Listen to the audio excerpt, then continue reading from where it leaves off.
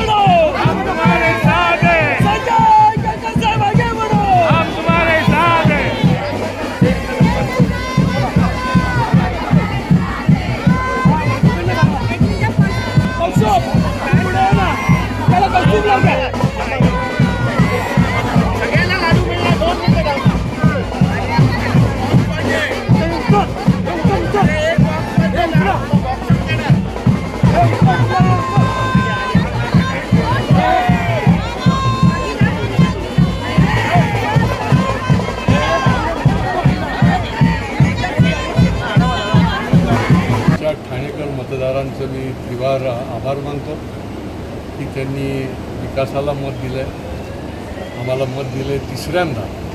आणि त्याचबरोबर भारतीय जनता पार्टी आणि महायुतीचे सर्व कार्यकर्ते यांनी जो भरभक्कमपणे काम केलं त्यांचं देखील मी याच्यामध्ये वाटा आहे.